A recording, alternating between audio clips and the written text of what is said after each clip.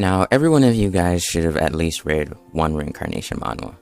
And it doesn't really matter whether you liked it or not, because I've put together a list of some of the best Reincarnation manhwas.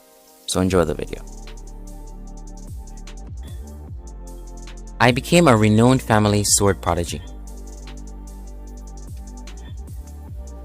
Baek Woojin is the youngest son of a renowned swordsman family who has neither talent in swordsmanship nor an impressive aura. Despite trying harder than anyone, although he was dishonored by his own family and killed, he reincarnates as the owner of a magic sword. His only goal is the destruction of his own family. So basically, the main character was your typical trash MC, or how they normally start out. No talent, being looked down upon, you get the point. He was worthless, got kicked out by his own family, then ended up getting killed by a monster from an invasion. And weird enough, he gets reincarnated in the same family, but this time with a little help to spice things up. The MC isn't strong in the beginning. For those of you who are worried, he's actually kinda weak. But that will slowly change as the plot progresses, so you can check it out for the art, and stay for the story. Damn Reincarnation. Hamel, a warrior who traveled with his colleagues to exterminate the devil. Yet he died just before the battle with the devil started. He was reborn as a descendant of his fellow warrior, Vermouth, the descendant from the bloodline of the Great Vermouth. Now he's Eugene Lionheart. Well, this is your typical reincarnation manhwa where the main character gets insanely strong quickly. But nonetheless, it was very entertaining, and the main character makes his story more fun to read. At least until the real fight starts. The translation on this one is actually real good, which was actually a breath of fresh air for me, since I was forcing myself to read some really trashy manhwas, and I have no idea why. But yeah, it might sound like an average manhwa, and it might end up being just that, depends on the person, but just give it a read before deciding. I regressed as the Duke. The son of the great emperor, Glein, Prince Aaron is the recipient of the dragon's blessing. But because of the rebellion led by his uncle Zeron, he was banished to the outskirts of the kingdom. Well, this manhwa has an action tag, but honestly, there's very little action. And if there is, it's just boring. This feels more like a kingdom building manhwa more than anything else. That might be a plus or a negative based on what your tastes in manhwa are, but for me, it was just straight up boring. But if you're into the more relaxed and slow-paced manhwas, then you might want to give this a read. And although the art isn't bad based on my standards, I can't guarantee that most of you guys will like it. But I said what I needed to say, so just do whatever floats your boat. Standard of Reincarnation. He had a new family tradition, a naturally gifted body, experience from his past life, and the god Yulin with him as well. After his reincarnation, everything changed and a new adventure started. Now, I don't really have much to say for this one. I don't know if it's boring or if it's because of the slow pacing, but this had me skipping chapters just to keep reading it, but hopefully the pacing changes and the author speeds things up. But yeah, other than that huge fact, it's perfectly fine for now. At least it has every element a normal manhwa would have, and maybe you'll end up liking it a whole lot more after reading it, since that's how it normally goes for me. So the last say in this one is up to you guys. I am the fated villain.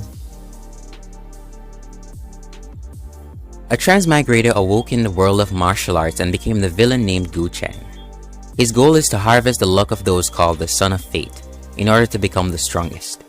With the Sons of Fate as his deranged enemies, he changes the destiny of being a villain. You know, it always feels refreshing when reading a manhwa from the villain's point of view.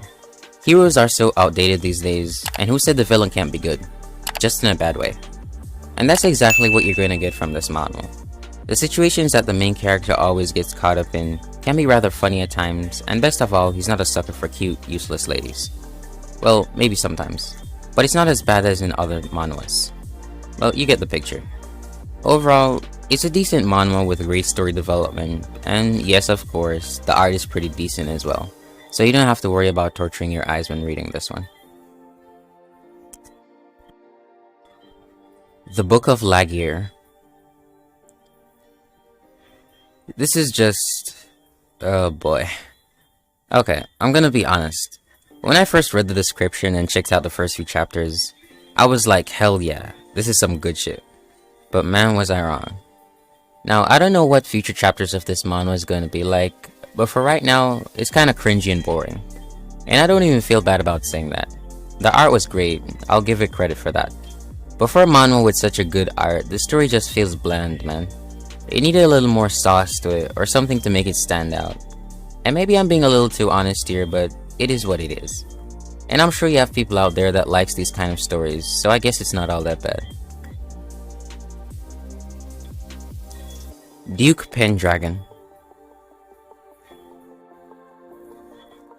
After 10 grueling years as a monster hunter in the Devil's Army, Raven Balt was given his final mission: guard Alan Pendragon, heir of a formerly glorious dragon taming family. But when Raven and Alan are both killed as part of a conspiracy, Raven wakes up 7 years in the past inside Alan's body. Now, if I do say so myself, this will be a very satisfying raid.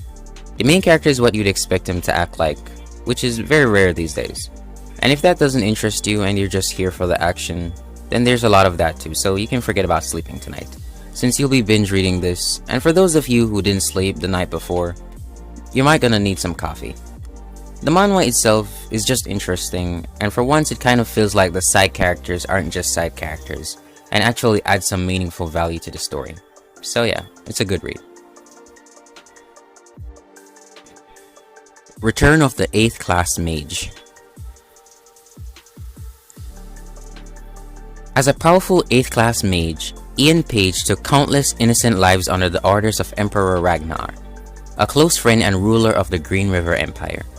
Yet despite their closeness, Ragnar views Ian as a threat and subsequently poisons him. Using time magic, Ian saves himself and returns 30 years to the past. The story itself is average in my opinion. The art is what you'd expect from a typical Korean manhwa, although you do have some manhwas that take art to the next level. And as far as the plot goes, there's nothing too confusing for people that still haven't lost the few brain cells they have left. So although it's not the best manhwa out there when it comes to action and keeping the reader interested, it's still pretty decent, and if you're comparing it to most of the other manhwas out there, I'd say you won't be too disappointed by it. Legendary youngest son of the Marquis' house. He came here with only the goal of revenge. He overthrew the Tulkun Empire, a single nation that dominated the continent. He had always succeeded in gaining victory. He had accomplished all he needed to and was satisfied. That's why he accepted his approaching death. He no longer had a reason to live, and so his heart stopped beating. For this one, it's just your typical regression type manhwa with a slightly different feel to it. But I can't say the same for the art since it's the only reason why I kept reading it. The story itself isn't half bad, it's just that this isn't my type of manhwa. But the pacing of the story is slow and nice, and the main character isn't all that bad either. The Greatest Estate Developer. When civil engineering student Suho Kim falls asleep reading a fantasy novel, he wakes up as a character in the book. Suho is now in the body of Lloyd Frontera, a lazy noble who loves to drink, and whose family is in a mountain of debt. For someone like me, I don't really read these type of manhwas, since I get bored very quickly. But from what I saw, this is a manhwa that I'd see myself reading if I was a more casual manhwa reader, or just not really into the action genre and wanted to read something more relaxing. And as you'd expect from this type of manhwa, the plot progression is slow.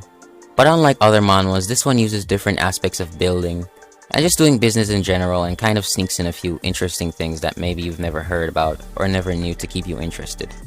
So if you're looking to try something new, or if you're tired of the cliche action manhwas, then you can try this one. And that's pretty much the end of the video. As usual, like and subscribe to the channel. If you have any questions for me, let me know in the comment section, and I'll see you in the next video.